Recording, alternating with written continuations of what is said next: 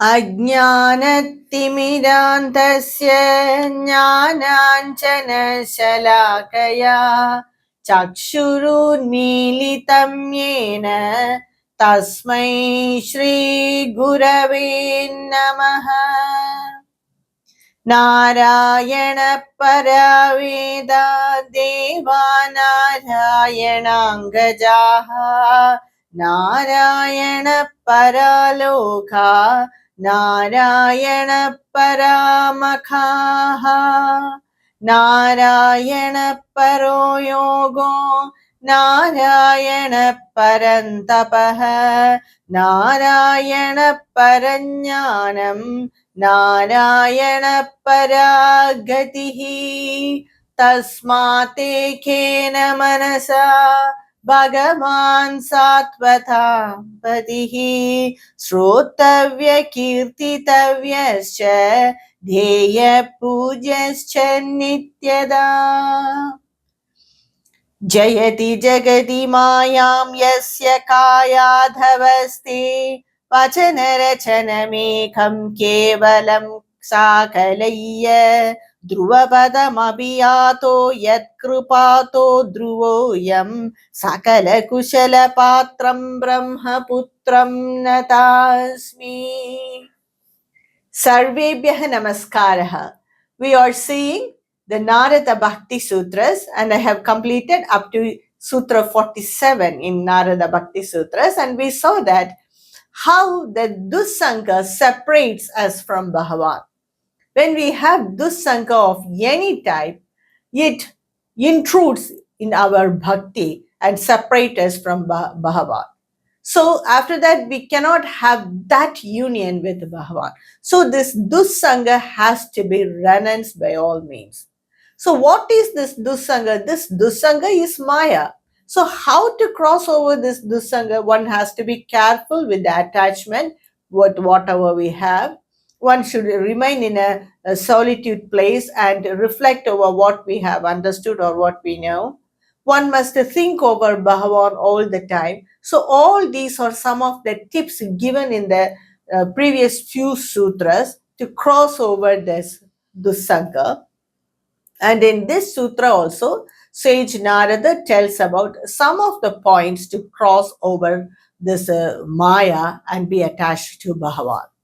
Yaha karma valam tyajati, karmani sanyasyati, tato nirdvanto bhavati. So a true bhakta has to cross over this karma bala. Most of us, when we do any action, we will be so much interested to see the result. We have that anxiety or to experience the result.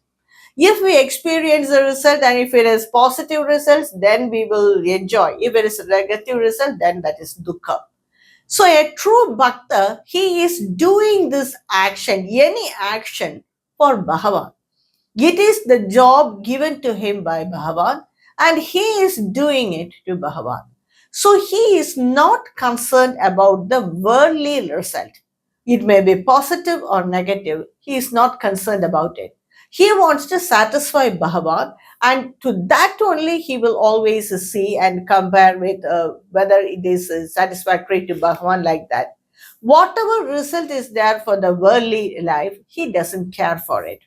So that is a perfect karma yoga, doing all the actions for Bhagavan, for the satisfaction of Bhagavan.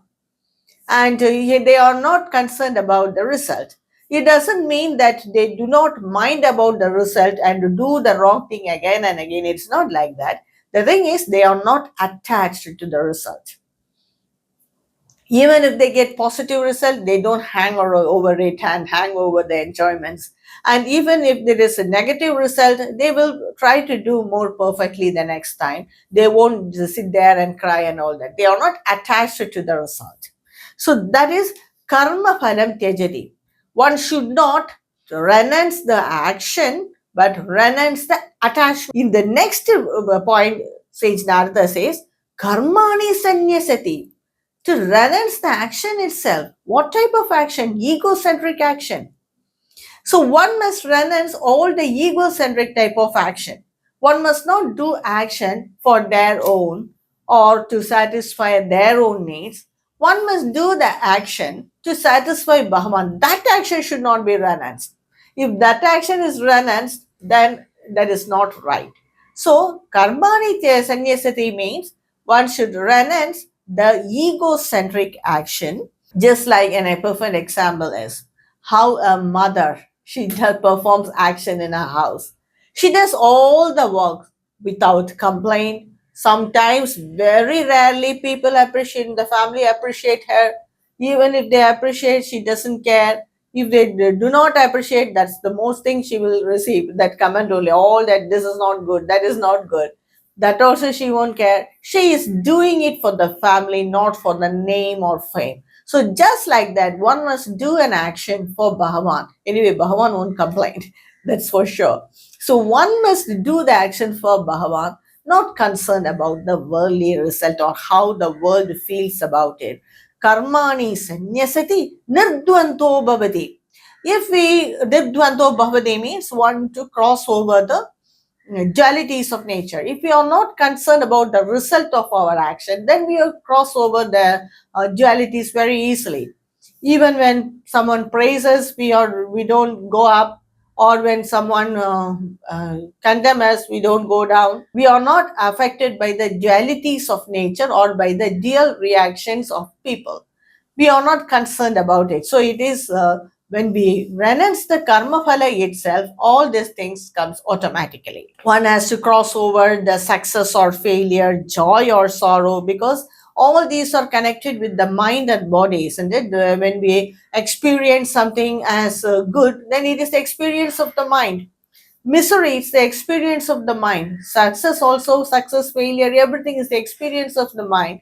So a person who is a Parama Bhakta, he identifies with Bhagavan and not with this body and mind. So he easily cross over these dualities of nature. The pairs of opposites do not affect a true Bhakta. And so the Vishayatyaha, Sangatyaha, Karmatyaha, Karma Palatyaga, Dvendatyaga, all this will happen only when we have Parama Prema towards Bhagavan. All these are the natural reactions when we have Parama Prema towards Bhagavan. And the next sutra, Sutra 49 is Yo Vedanabi Sanyasyadi Kevalam Abhichinanuragam Labhate. That is, he renounces even the Vedic rituals, performing Vedic rituals, or some Vedic rituals are ordained to be performed by the Grahastha every day. So even sannyasi, he renounces all that. Why? Because he has anuraga towards Bhagavan all the time. Kevalam, only that anuraga, attachment with the Bhagavan all the time. Because why do we perform all these rituals and celebrate festivals, everything? Only to make our mind pure so that we can could go to the next level of spiritual consciousness. So a Parama Bhakta, he has crossed over all that and he has come to that state of Parama Prema towards Bhagavan. He has crossed over all that obstacles. So he has that purity of mind, and this Parama Prema towards Bhagavan comes to him naturally. And it is for this one performs all these Vedic rites or ritual rites, religious festivals, everything to have some connection with Bhagavan. So he has crossed over it, then why should he perform all that? He doesn't want to separate from Bhagavan itself. See, Gokulashtami is coming and we perform that all that pujas and we celebrate Gokulashtami because we worldly minded people, every day we go to office.